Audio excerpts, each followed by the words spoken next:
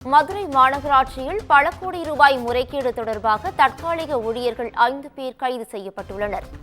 மாநகராட்சியில் தனியார் கட்டடங்கள், புதிய வீடுகளுக்கு விதிமீறி பல கோடி ரூபாய் முறைகேடு நடைபெற்றுள்ளதாக தற்காலிக ஊழியர்கள் 5 பேர் கைது செய்யப்பட்டுள்ளனர்.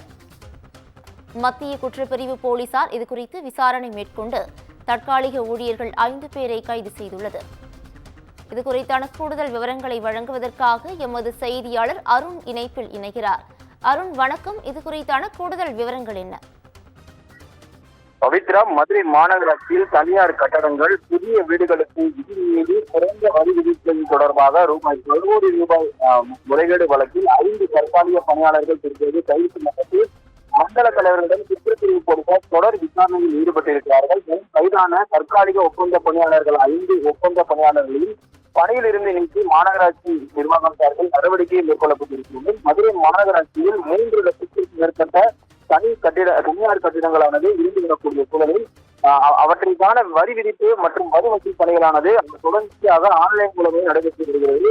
புதிய கட்டடங்களுக்கு மாநகராட்சி பகுதிக்கு ஏற்ப வரி விதிப்பானது நிர்ணயிக்கப்படக்கூடிய சூழலில் வரி விதிப்பு குறைப்பு நடவடிக்கைகள் நீதிமன்ற உத்தரவு அல்லது மாநகராட்சி கூட்ட தீர்மானம் அடிப்படையில் தான் மேற்கொள்ள முடியும் என்ற நிலையில் கடந்த 3 ஆண்டுகளாக மண்டலம் 2, 3, 4 மற்றும் 5 ஆகியவற்றில் ஆயிரக்கணக்கான கட்டடங்களுக்கு வரி விதிப்பானது குறைந்து நிர்ணயிக்கப்பட்டிருக்கிறது. 2024ஆம் ஆண்டு மாநகராட்சி ஆணையராக இருந்த அப்போதைய ஆணையர் குமார் இந்த முறைகேடுகளை கண்டறிந்திருக்கிறார்.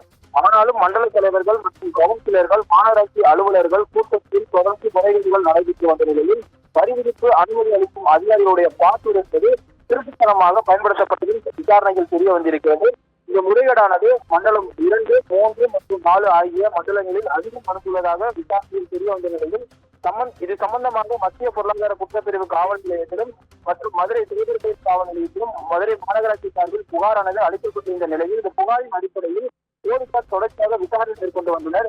இந்த நிலையில்தான் மதுரை மாநகராட்சி ஆணையராக இருந்த புகார் மாற்றப்பட்டதில் வழக்கு விசாரணையில் கேள்வி ஏற்பட்ட நிலையில் மதுரை மாநகராட்சி ஆணையராக தற்போது பொறுப்பேற்றிருக்கக்கூடிய சித்ரா விஜயன் இந்த விசாரணையை முடித்துவிட உத்தரவிட்டதன் பேரில் தற்போது சைபர் கிரைம் மற்றும் குற்றப்பிரிவு விசாரணையை தீவிரப்படுத்தியிருக்கிறார்கள். கடந்த 2 நாட்களாக நடைபெற்ற விசாரணையில் முதல் நாளில் மாநகராட்சியினுடைய ஒப்பந்த பணியாளராக இருந்த தனசேகரன் என்பவர் மண்டலம் 3 தலைவருடைய நேர்முக உதவியாளராக இருக்கிறார். மேலும் சதீஷ் என்பவர் கம்ப்யூட்டர் ஆபரேட்டராகவும் இருந்து வருகிறார். அவர் இருவரும் கைது செய்யப்பட்டனர். இதேபோல நேற்று இரவு வரை நடந்த விசாரணையில் உதவி கமிஷனராக இருந்த உதவியாளர் கார்த்திகேயன் மற்றும் புரோக்கர்கள் உசேன், ராஜேஷ் ஆகியோரை மத்திய குற்றப்பிரிவு போலீசார் கைது செய்தனர்.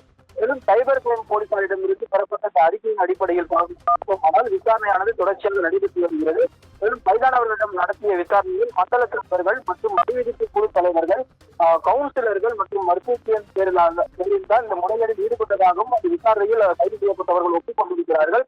இதனையடுத்து 3 மண்டல தலைவர்களிடமும் தற்போது வரி விதிப்பு குழுவைச் சேர்ந்த ஒருவரிடமும் தொடர்ச்சியாக காவல்துறையினர் விசாரணை மேற்கொண்டு வருகிறார்கள். ஆனால் அவரிடம் நடைபெற்ற விசாரணையில் இது எங்களுக்கு சம்பந்தமில்லை என்றும் அவர்கள் தங்களுடைய பதிவை தெரிவித்தார்கள். இந்த முறையீடு ஈடுபட்டவர்கள் தற்காலிக ஒப்பந்த பணியாளர்கள், மேலும் அவர்கள் கைது செய்யப்பட்டிருக்கிறார்கள். கைதான 5 ஒப்பந்த பணியாளர்களையும் பணியிலிருந்து பற்றி மாநகராட்சி நடவடிக்கை மேற்கொண்டிருக்கிறது. பவித்ரா, கூடுதல் விவரங்களுக்கு நன்றி அருண்.